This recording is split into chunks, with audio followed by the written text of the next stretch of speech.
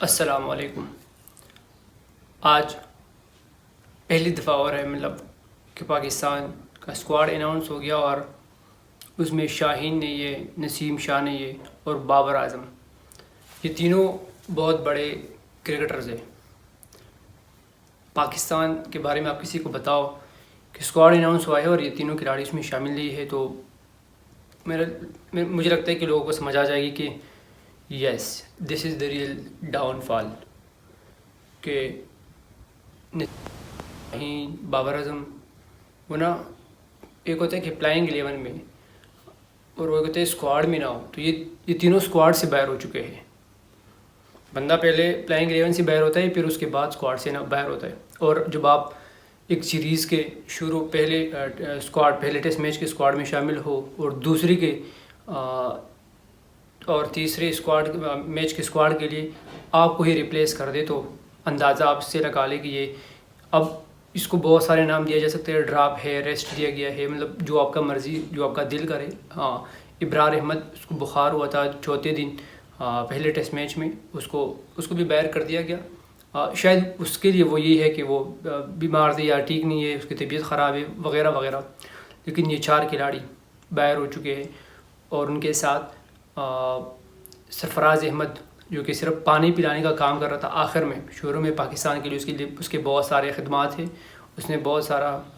کام کیا ہوا ہے پاکستان کی کرکٹ میں، پاکستان کو چیمپئنز ٹرافی جتوایا ہے، انڈر-19 میں بھی ورلڈ کپ جتوایا ہے۔ لیکن اب شاید وہ کوچ اور کپتان کے پلینگ 11 میں شامل نہیں تھی تو اس کو باہر کر دیا گیا اور ان کی جگہ پر حسیب اللہ کو شامل کیا۔ میں نیا اسکواڈ جو کہ دوسرے اور تیسرے ٹیسٹ انگلینڈ کے خلاف اناؤنس کیا گیا ہے اس کے نام گنواتا ہوں کہ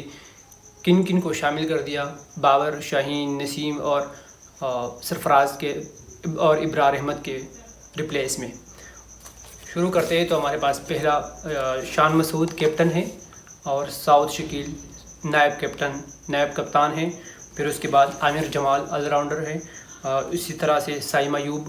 عبداللہ شفیق۔ سائم ایوب کے اوپر بھی بہت سارے لوگوں کے سوالات ہیں کہ اس کو کیوں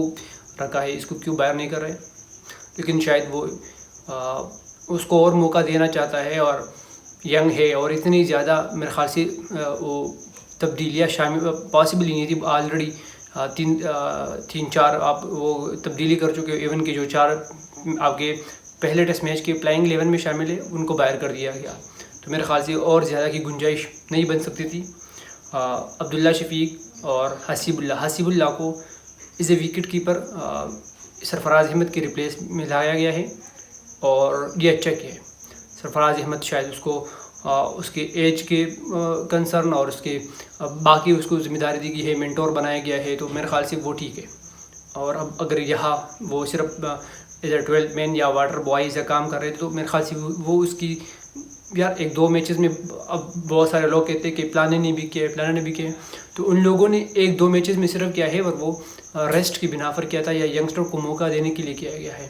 جس میں لوگ کین ولیمسن ہے، وراٹ کوہلی ہے، یہ سب شامل ہے۔ لیکن پرماننٹلی کسی کو اسکواڈ میں رکھ کے اور پرماننٹلی ریگولرلی اس سے وہ پانی والا کام کرنا، یہ کسی سے نہیں کروایا۔ یہ میں آپ لوگوں کو کیا حقیقت یہ بتا رہا ہوں، تو میرے خیال سے سرفراز احمد کے لیے ٹھیک کیا گیا۔ پھر اس کے بعد کامران غلام ہے جو کہ پراپر بابر اعظم کی ریپلیس آئے ہوئے ہیں۔ محمد علی جو کہ آپ کہہ لیں نسیم شاہین کسی کے ریپلیس پر بھی آیا ہے۔ میر حمزہ، محمد رضوان، زاہد محمود، مہران ممتاز، نعمان علی، ساجد خان اور محمد حریرہ۔ اس میں نا اسپنر کا بہت زیادہ ہے، ایک نعمان علی ہو گیا، مہران ممتاز ہو گیا، زاہد محمود ہو گیا اور ساجد خان ہو گیا، یہ 4 پراپر اسپنر ہیں۔ حالانکہ پہلے اسکواڈ میں میرے خیال سے ابرار احمد تھی اور زاہد محمود اس ٹائم ریزرو میں تھے جو کہ پہلے اسکواڈ کے ساتھ تھے، لیکن اس بار مجھے لگتا ہے وہ یہ ہے کہ یہ میچ سیم پچ پر ہوگی، یہ ذرائع نے بتایا کہ سیم پچ پر ہوگی اور اس کے ایک سائڈ پر اور دوسری سائڈ پر انہوں نے وہ پنکھے چلائے ہوئے ہیں کہ یہ ڈرائی ہو جائے اور اس کو بار بار پانی دیا جا رہا ہے تاکہ یہ اسپن کے ٹریک بن جائے، اور یہ 2-3 اسپنر یہ لوگ پراپر کھلائیں گے، جس میں زید محمود اور نعمان علی اور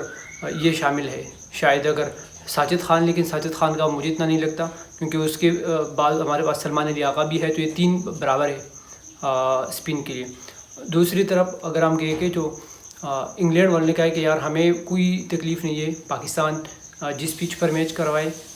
جس ٹریک پر کروائے، اور جو ان کے بالنگ ٹریک بنائی یا اسپن ٹریک بنائی کوئی فرق نہیں پڑتا۔ اگر اسپن ٹریک بناتے ہیں تو بن اسٹوک تو پہلے میچ میں نہیں تھے، وہ دوسرے میچ میں ہوں گے، تو وہ اس کو ریسٹ ملے گی بالنگ میں، اس پر لوڈ زیادہ نہیں ہوگا اور وہ پراپر بیٹنگ کر لیں گے اور وہ پھر اسپن کو کھیل سکتے ہیں۔ اگر آپ پاس